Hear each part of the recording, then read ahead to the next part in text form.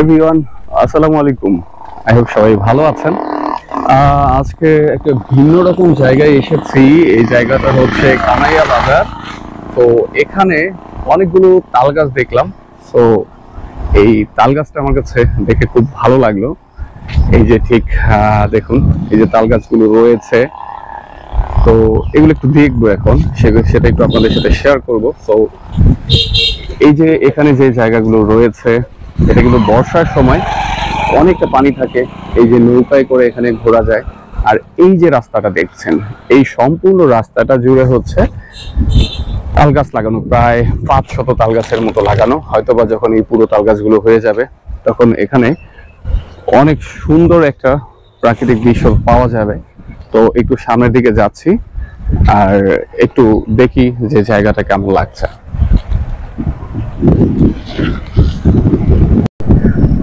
ঠিক এই পাশটিতেই ধান কাটার মৌসুম চলছে, তাই এই যে ধান কাটছেন দেখতে পাচ্ছি। আর এই তাল গাছগুলো প্রচন্ড বাতাসে অনেকটা শব্দ করছে। বাতাসের কারণে অনেকটা বেশি ভালো লাগছে। তো একটু সামনের দিকে যাই।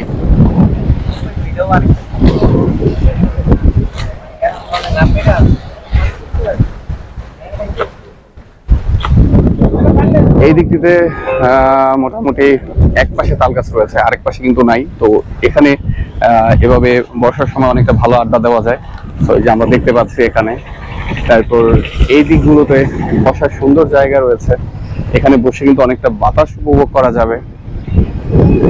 বিশেষ করে এই জায়গাগুলোতে বাইক নিয়ে ঘুরতে অনেকটা বেশি ভালো লাগে। এই যে পুরোটা ফসলি মাঠ রয়েছে এখানে। এই রাস্তার দুপাশেই যদি এরকম তাল গাছগুলো হতো, তাহলে হয়তো বা অনেকটা বেশি ভালো লাগতো। তো একটু সামনের দিকে দেখি।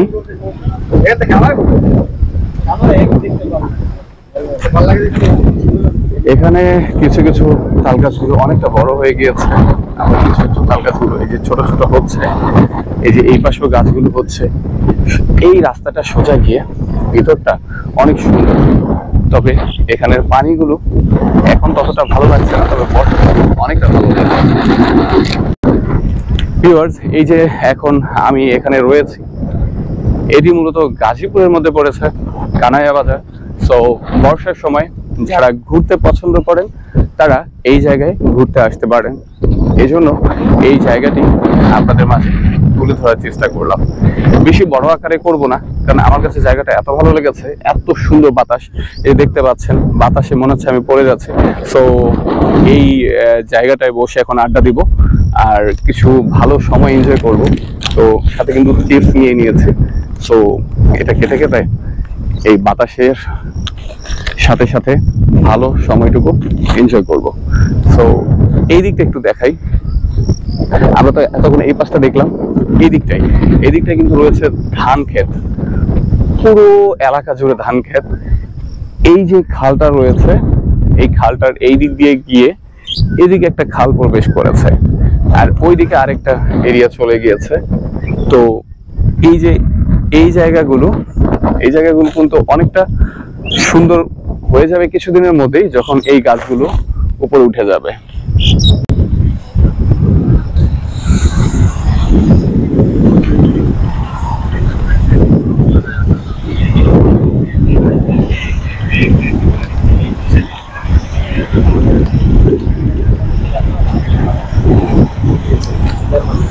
যাই হোক, সো ঘুরতে ঘুরতে আমি এখানে চলে আসলাম। তো একটু বিরক্ত করি তাদেরকে। হ্যাঁ, সো এই যে এখন তাদেরকে একটু ডিস্টার্ব করতে চলে আসলাম। এই হচ্ছে ফাহাদ ভাই। সো খুব ক্ষুধার্ত, অনেকক্ষণ ধরেই কিছু খেতে পারছিল না। অবশেষে চার পানি খেয়েই সেটা তৃপ্তি মিটাচ্ছেন। এই তারিক ভাই আছেন এখানে। আর এদিকে আমাদের গুগল ম্যাপ খ্যাত একজন রয়েছেন। আসলে এই জায়গাগুলো কিন্তু বলতে গেলে আমরা তেমন কেউ চিনি না, সেই কিন্তু আমাদেরকে মানে রাস্তা চিনে নিয়ে যায়। হোক, আর সামনে যখন ব্লগ গুলো হবে তখন তার সাথে দেখা হবে। তো রফিক ভাই, ভাই কিছু যদি বলতেন। গুগল ম্যাপ আপনাকে উপাধি দিয়ে দিলাম, যেহেতু এটা ছোট আকারের একটা ব্লগ আকারে যাবে, যেহেতু পরিবেশটা অনেক সুন্দর, বিশেষ করে তাল গাছগুলো। আসসালামু আলাইকুম। আমরা এখন আছি কানাইয়া বাজার। এই কানাইয়া বাজার আসলে অত্যন্ত একটা মানে ঐতিহ্যবাহী স্থান। এখানে হলো আর বর্ষাকালে এর প্রকৃতিটা অনেক সৌন্দর্য লাগে। এখন তো বর্ষাকাল এখনো হয় নাই, বুঝতে পারতেছেন না। যখন বর্ষাকালে যখন আসবেন তখন দেখতে পারবেন আর প্রকৃতি আরো কত অপরূপ। যাই হোক, রফিক ভাইকে অসংখ্য ধন্যবাদ। সো ইনশাল্লাহ যখন বর্ষা হবে তখন আবার আসবো। আশা করি আপনাদের সাথে তখন এখানের পরিবেশ নিয়ে দেখা হবে। আপনাদের সাথে আর বেশি কথা বাড়াবো না। প্রকৃতি প্রেমীরা প্রকৃতিকে ভালোবাসে, তাই যে কোনো জায়গায় যাবেন, এই যে চিপসটা হাতে নেওয়ার উদ্দেশ্য একটাই, আমি এটা যখন খাবো, খাওয়ার পরে নির্দিষ্ট স্থানে এই ময়লাটা ফেলবো, অর্থাৎ প্যাকেটটা যেখানে সেখানে ফেলবো না। এটা হোক সবার প্রতিজ্ঞা। সো এভরিওয়ান, বিদায় নিচ্ছি এখান থেকে। এই সুন্দর পরিবেশটা এনজয় করবো এখন। সবাই ভালো থাকুন, সুস্থ থাকুন, নিরাপদে থাকুন, আর লিটল ট্রাভেলার তানিমের সাথেই থাকুন। অবশ্যই প্রকৃতিকে নষ্ট করবেন না, এই রিকোয়েস্টটুকু সবার থাকবে। দিন শেষ হয়ে যখন সন্ধ্যা হয়ে যায় তখন এই জায়গাটা আরও বেশি ভালো লাগে। এখানে দোলনা রয়েছে, দোলনায় দুলতে দুলতে তখন এই সময়টাকে এনজয় করছিলাম। আর তাই এই সন্ধ্যাটায় যখন আরও বেশি বাতাস অনুভব করছিলাম তখন এখানে বসে বসেই আমরা গানের আসর শুরু করেছিলাম। তাই আপনাদের সাথে সেটি শেয়ার করার চেষ্টা করছি। সো এভরিওয়ান, আই হোপ শেষ পর্যন্ত আপনারা সবাই সাথেই থাকবেন। তুমি তামাক ধরো, তামাক ছাড়ো, আগুন জ্বালিয়ে দাও।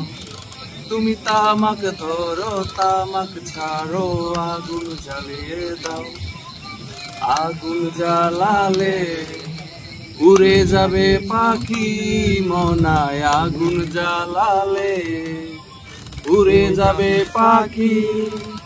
নেশা কেটে গেলে তুমিও কেটে যাবে। জটিল করলে জটিল হবে, সহজ করলে সহজ। মাথার ভিতরে গাজা গড়ে, গাজার ভিতরে মাথা, মাথার ভিতরে গাজা গড়ে। তামাক বৃক্ষের পাতা নষ্ট করে মন। নেশা কেটে গেলে তুমিও কেটে যাবে। তুমি মাঝে মাঝে আমার কাছে কবিতা চাইতা। তুমি মাঝে মাঝে আমার কাছে কবিতা চাইতা। আমি মনের বিরুদ্ধে কবিতা লিখিতাম। আমি মনের বিরুদ্ধে কবিতা লিখিতাম।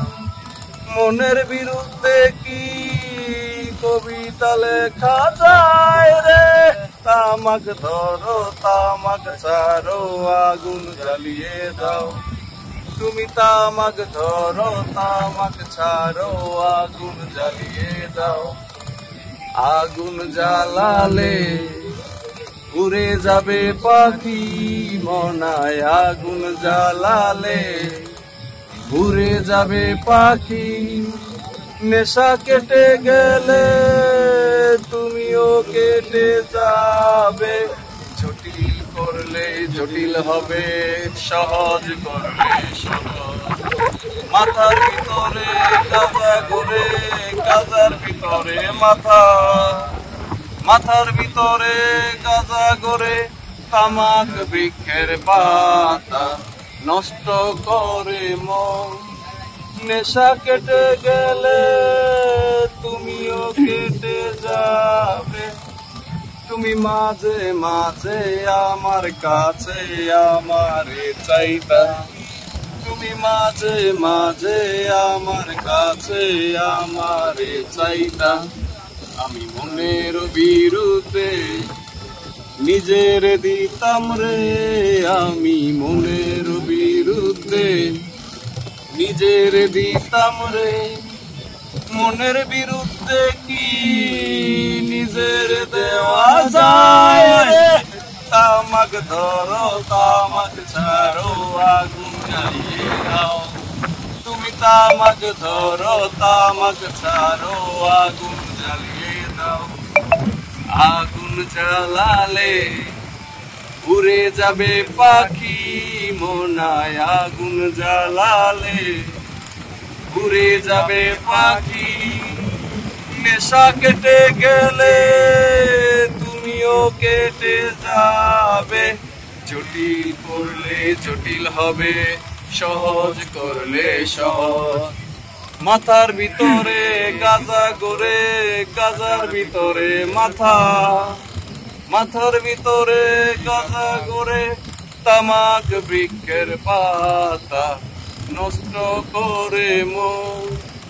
নেশা কেটে গেলে তুমিও কেটে যাবে, নেশা কেটে গেলে তুমিও কেটে যাবে, নেশা কেটে গেলে তুমিও কেটে যাবে।